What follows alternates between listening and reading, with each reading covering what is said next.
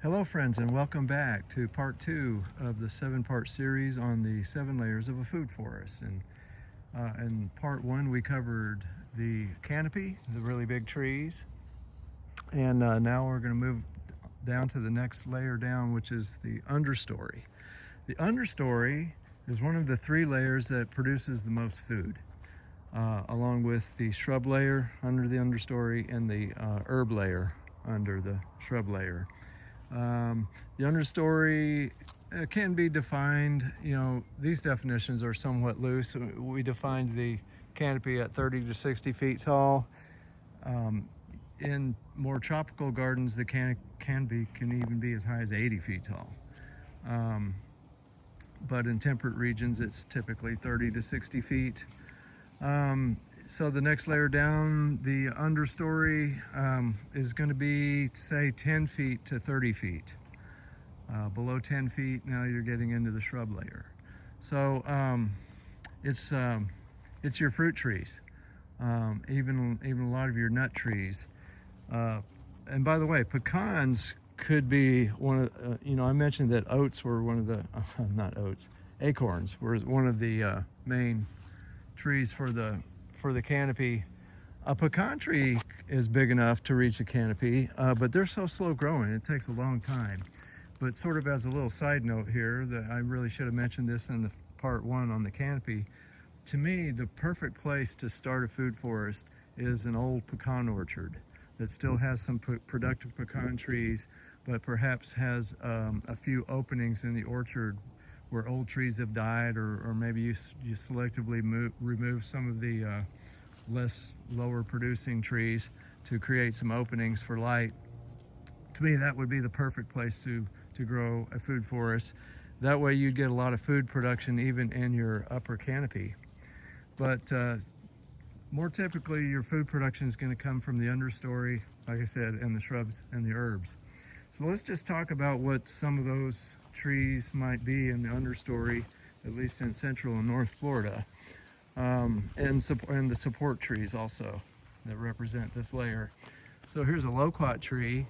After many years of growth, this loquat could potentially grow up to 30 feet tall and become part of the canopy. But for many years to come, it's going to be, right now it's so short, it's really in the shrub layer, but they grow pretty quickly. It won't take too long for this thing to get up to 10 feet, and it'll be part of the understory. Loquat, really great tree for Central and North Florida. Cherry of the Rio Grande, also another tree that produces fruit. It'll get up and become part of the understory. My understanding is this tree will never get big enough to be part of the canopy. Let's just keep on going here. An avocado. This is a Brogdon avocado. Could they reach 30 feet? I don't think that's typical for a Brogdon. But anyway, some avocados definitely can get that tall. In fact, way taller than that in the tropics. But in the warm temperate regions where we're at, most people's avocados, you want them to be a little bit shorter than that so that you can more easily harvest your fruit. Solid understory tree for sure, potentially a canopy tree someday. Here's the Japanese persimmon. All these trees right now are down in the shrub layer, but they'll grow and they'll be part of the understory in a few short years. Let's just keep going here. It's very rare that you would see chaya above more than 10 feet tall. It could happen, but it's probably going to be the shrub layer, especially because it gets killed back by the cold here. Well, let's just keep moving around the garden. There's a papaya. That's an understory tree. I do have a really pretty tall one over here that's already up to 12 feet. So that one's already sort of technically part of the understory, although it got hit hard by the cold. So it's looking pretty thin. These moringas are part of the understory, but they also will, I expect them to probably die back to the ground once the colder air gets here. So let's just keep moving and look at some more understory trees. There's another cherry of the Rio Grande, solid understory tree. Fuyu persimmon. peach trees. Peach trees are almost so small you could call them part of the shrub layer, but eventually a peach tree will get over 10 feet tall, but typically you'd want to prune it and make it more low and wide. So not quite tall enough to be part of the understory, really. It's more of a large shrub. Now these are just blueberries, so they're definitely shrubs. This is another, that's a fuyu persimmon, so that's part of the understory. Let's see. Okay, so here's one of the support plants. That's wax myrtle. This is one of the plants that can be pruned to be part of the shrub layer, or it can be allowed to grow up tall and be part of the understory layer. Wax myrtle. Understory tree right here for sure, and that's elderberry. Right now they're still in the shrub size, but they'll grow up and become part of the understory. This is the native Florida red mulberry. Definitely an understory tree. Potentially someday, many years from now, might reach 30 feet tall and become part of the canopy. This is a plum tree. This is definitely a understory tree. It's getting there. It looks like the top of it's already up about 9 feet there. Well, maybe 8 feet.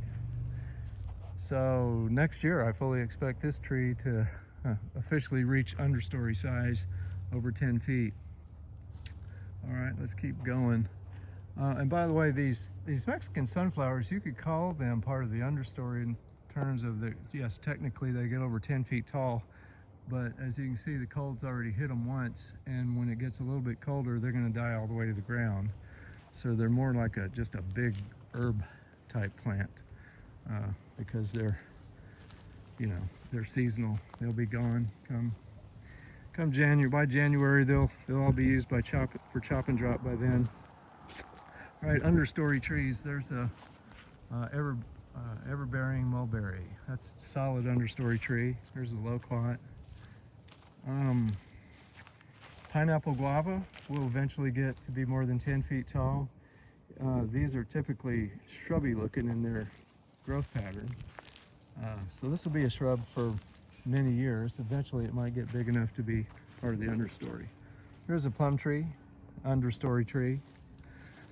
Figs. I like to grow my figs less than 10 feet, so I'll prune them. Figs like to produce fruit on new growth, so typically they're pruned pretty hard, and they're pretty much kept as large shrubs, although they, just as the plant, if left alone, they'd certainly have the potential to grow up tall enough to be part of the understory. Let's see. Beauty berries, not normally going to get more than 10 feet tall. It can potentially get there. Let's see what else we've got here. Jujube. This is jujube's a tree that's solid member of the understory. That one's lost all its leaves. Let's look at the other one over here. It is late November, so they're going dormant, and it's almost lost all of its leaves too. So jujube, good one for the understory. This crazy Dunstan chestnut kind of went dormant, but look at that. It's got a sprout. It's trying to grow back because of our late November Indian summer that we're having. But Dunstan chestnut, solid part of the understory. And many years from now, this tree may get to be more than 30 feet tall, and you could call it part of the canopy. So these are a few examples. Oh, and by the way, okay, so here's a couple of things over here. This is a mimosa tree, another support species, part of the understory, nitrogen fixing. This is a longleaf pine. Obviously, these trees may someday, there's one here, and I have a few in my front yard. They may be taller than my oaks someday. So they're definitely have the potential to become part of the canopy if they live long enough. In the meantime, I guess it won't, well, actually, the longleaf pine grows so slow that this little guy right here, it may be many years before it's even part of the understory, actually. Okay.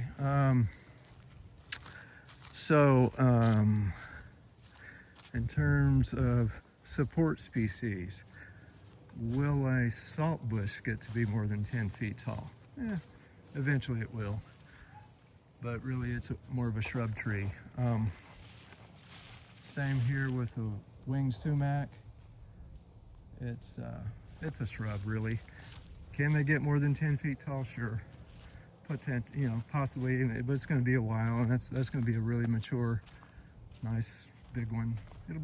It'll get there though, actually, a few years from now, probably. So, beautyberry can get more than 10 feet, but it's a shrub, really. All of these blackberries and Mysore raspberries, those are shrubs, not part of the understory. Let's just check this area. Suriname cherry, if it can get over 10 feet tall, you could call it part of the understory. It's going to be a few years if it gets that tall. In the meantime, it'll be really a shrub. And there's, I'm pretty sure this is winter Mexican understory tree. I don't believe this is one of those avocados that gets so tall that it'll become part of the canopy someday. Then it'll get that big. I don't want it to, because I want to be able to harvest my fruit. Simpson's stopper. Eventually, it'll become part of the understory, but it's going to take a long time. It's a rather slow growing little tree, native Florida, fruit producing tree. So that pretty much covers a bunch of them for Central and North Florida. I have, let's go to the greenhouse, because I've got a few more in here that I have not mentioned that I'm going to be planting, and that includes pomegranate. Bunch of little pomegranate trees in pots. They'll get to be more than 10 feet tall and part of the understory. They'll never get big enough to be part of the canopy. The Turk's cap hibiscus, borderline, large shrub, understory. They could get more than 10 feet tall. This is a white sapote. Definitely a great understory, cold tolerant tree.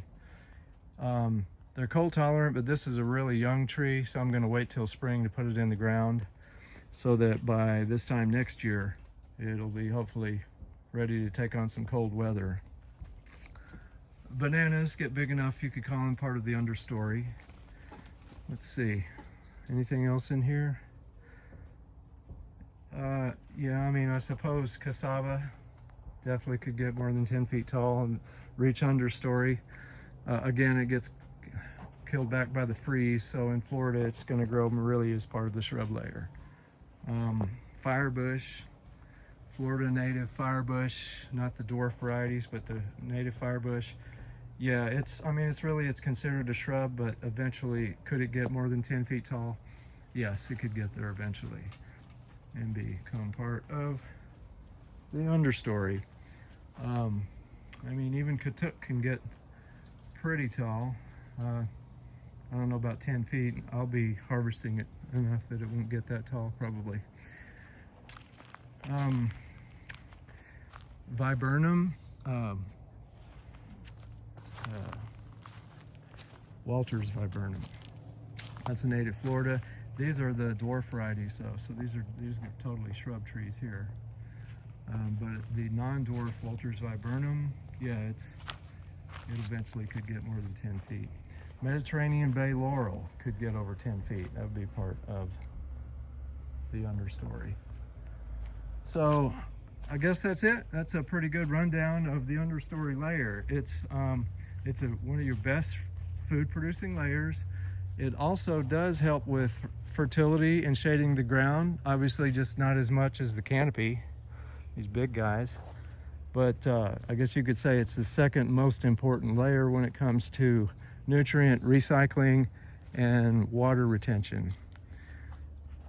But mainly it's all about the food production with the understory. Okay, that's it for this one. Take care, you guys.